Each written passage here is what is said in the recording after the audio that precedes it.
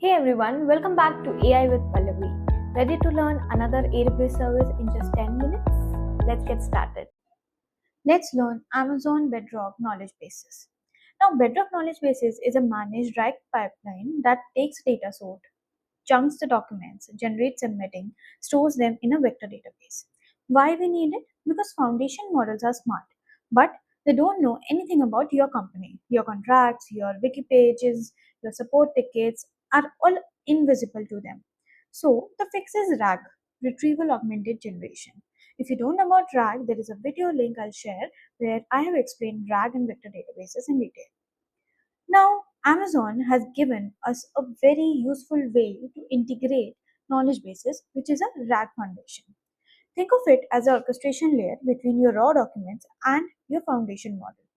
You stop writing chunking logic, stop managing open source clusters, and just ask questions against your data with citations back to the source. So that's how easy it is to create knowledge bases. But let's see what it is. Now you have a data source, you send it to the RAG pipeline. It splits it into chunks, generate embeddings using an embedding model. Yes, so while building this knowledge based pipeline, you have to choose an embedding model. So there are different models for different use cases. Here, for generating these embeddings which are stored in then the vector DB, you have to use an embedding model. Now once that is done, it actually creates a representation. For example, this is a text which I have. It created that into a vector, then a binary vector, and that is stored in the vector database. Let's see how this works in runtime. And the documentation for Amazon Bedrock has all these details, so you can definitely refer that. You send a user query, then it generates embedding. Now, embedding of the input, not of the existing documents, right? Because that has to be pre-processed and uploaded in the vector DB. Now, it generates the embedding using embedding model, retrieve similar documents because we have already referenced that, created embedding, and stored that in vector DB. After that, it augments user query with retrieve document. So it finds relatability. Use a text model or any other model for the final processing and respond to user. Now there are multiple use cases which you can do using this, like internal documentation Q&A.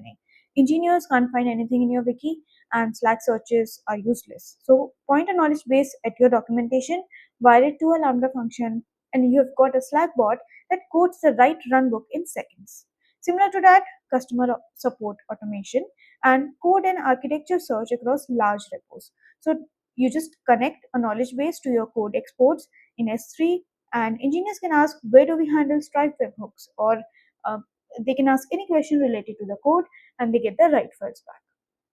So that's how you can build the embedding model and the RAG strategy. Now let's see how we can do that for Bedrock. For Bedrock, you can create knowledge bases just with 3 steps. You have to choose a vector store. You have to choose whether you have structured data or not. Accordingly, you can choose the structured data store or Canva GenAI index. So once you go to create, you have these options. So let's look at those one by one. Let's use the knowledge base with vector store. So just to get started, if you are new to this, use this option. You just gave a knowledge base name, add the description, let me say it demo, then the IAM permissions, right? Because this is needed to perform certain actions. So I'm just creating a new role, or you can have an existing role as well. Then the data source type. So where the data is present. Now this data is actually the data which you want to give to Bedrock, which will be converted into embeddings stored into the vector database. So you can keep that data in Amazon S3. It has Confluence integration as well, custom integration, SharePoint, Salesforce, as well as web crawler. So if you want to just index any document specific to specific websites, right? So you can do that also. Just add the tag, log deliveries if you want, and go ahead. Let me choose Amazon S3 for now, and then we'll see for others also. So for Amazon S3, I gave the data source name, the S3 UI has to be given, then the parsing strategy has to be given, how you want the parser to behave. So if you are just parsing text document, you can use this, which is Amazon Bedrock default parser. Parser is nothing but how it is actually reading the document, right? So different type of documents might need different parser. Then Amazon Bedrock data automation as parser. For this, we have PDFs, images, audio, video, so you can use that. Then foundation models as a parser. So you can choose any particular model which will be used to parse this. If you're not confident with this, you can use this also. So let me use this, and then you have to choose a chunking strategy. We have different chunking strategy: default, fixed size, hierarchical, semantic, and no check. So let's go ahead and first look at what are the different chunking strategies available. So Amazon Bedrock Knowledge Bases offers several advanced data chunking strategies to optimize this process. The first one would be fixed size chunking. So the standard approach divides text into blocks of a certain character count. If you can see here, we have divided it into 128 character count. While straightforward, it may occasionally break up sentences or paragraphs in ways that lose context.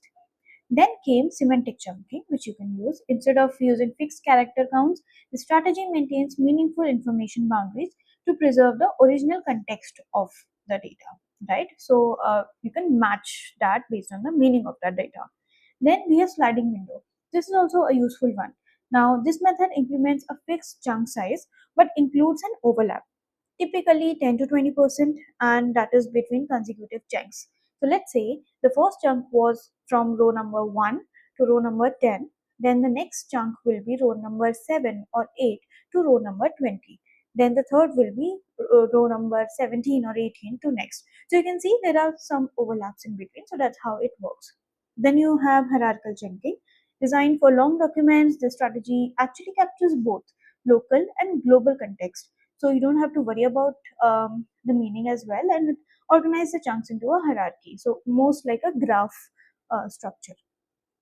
What you have to be careful about is the chunk size. So organizations are generally encouraged to experiment with various chunk sizes based on the data. Then you can customize that as well if you want further chunking or full control. So you can write your own chunking logic in an AWS Lambda function or integrate off the shelf using LangChain, Llama Index, and other platforms. Also, performance, super important, right? The precision, context quality, all that matters.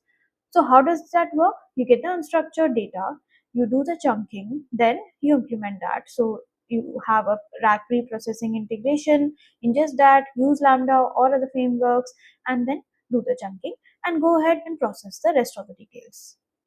Now we are just choosing the chunking strategy as default for now.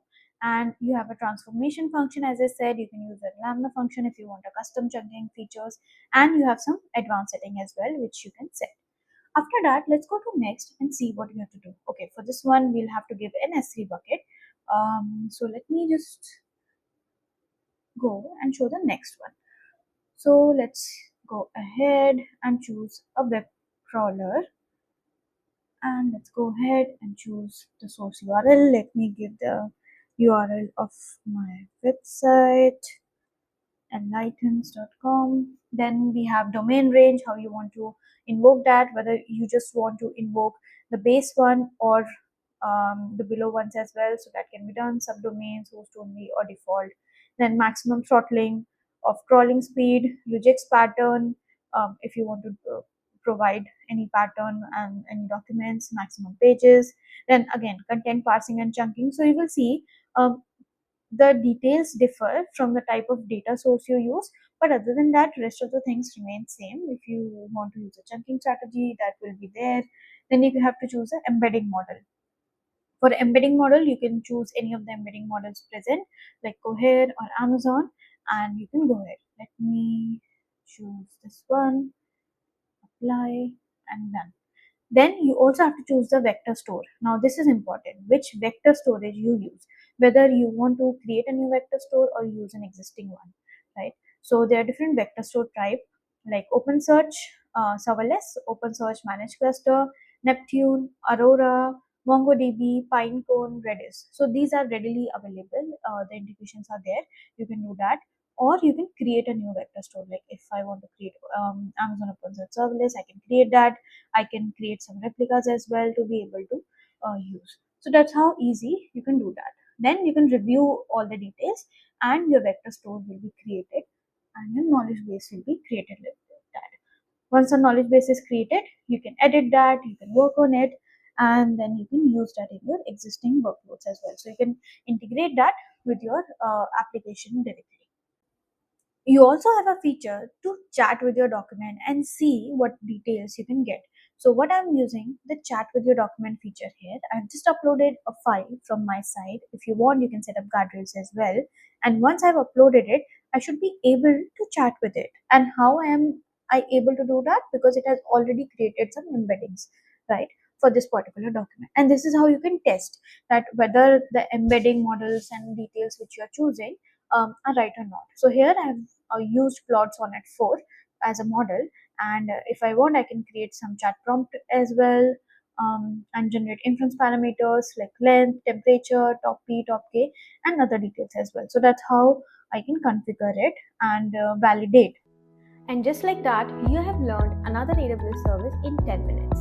Hit that subscribe button if you like this video, and comment if you have any questions related to this service, or if there is any service you want me to focus next. Happy learning!